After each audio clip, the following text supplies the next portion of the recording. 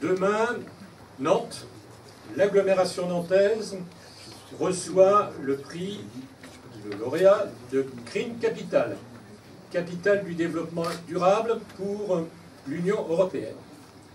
Évidemment, quand Nantes a été candidate, le projet d'aéroport a été évalué. Quelles étaient les conséquences en matière de développement durable de ce transfert de l'aéroport de Nantes Atlantique actuellement à Notre-Dame-des-Landes pour en faire l'aéroport du Grand Ouest. Et la Commission européenne a évalué que cette mesure, parmi d'autres que nous avons sur l'ensemble de l'agglomération, c'était bien une mesure qui, globalement, allait dans le sens du développement soutenable, du développement durable.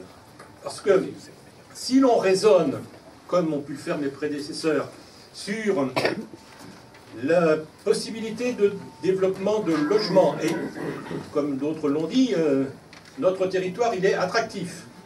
100 000 habitants, 150 000 habitants, rien que dans l'agglomération nantaise. Où les mettons? Nous avons aussi, heureusement pour nous, du développement économique. Où implantons les activités?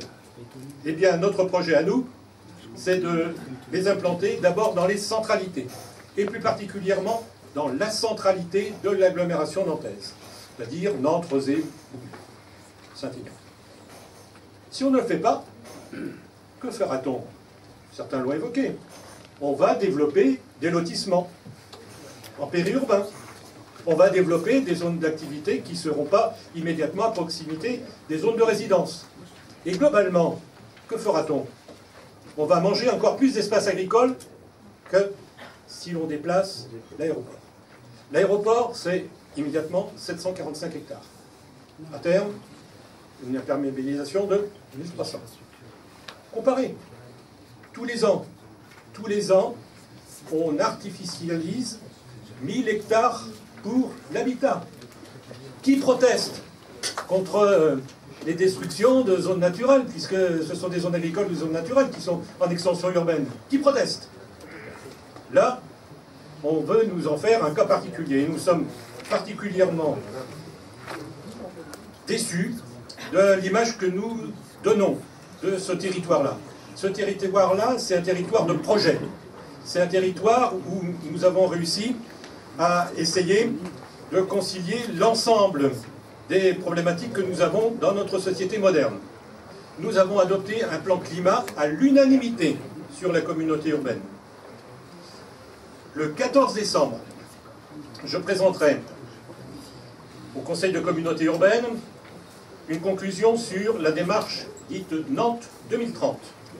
Nantes 2030 a été lancée en juin 2010 par Jean-Marc Ayrault. Comment les Nantais voient-ils le futur de leur grande ville? 1500 contributions, 22 000 interventions. Nous avons globalement un consensus, comme l'a indiqué Alain Mustière tout à l'heure. On n'a pas des options politiques identiques, mais quand il s'agit de l'intérêt du territoire... Qui sait? Qui sait? Quand il s'agit de l'intérêt du territoire, nous savons être au coude à coude pour trouver les bonnes solutions. Et ce cap final du projet 2030, je le présente à l'ensemble des élus de la communauté, toutes tendances politiques confondues, et aujourd'hui, cette semaine, personne ne m'a dit qu'il ne s'y retrouvait pas dedans. Aucun des maires ne m'a dit qu'il ne se retrouvait pas. Aucune des formations politiques ne m'a dit qu'il ne se retrouvait pas. Vous voyez bien l'allusion.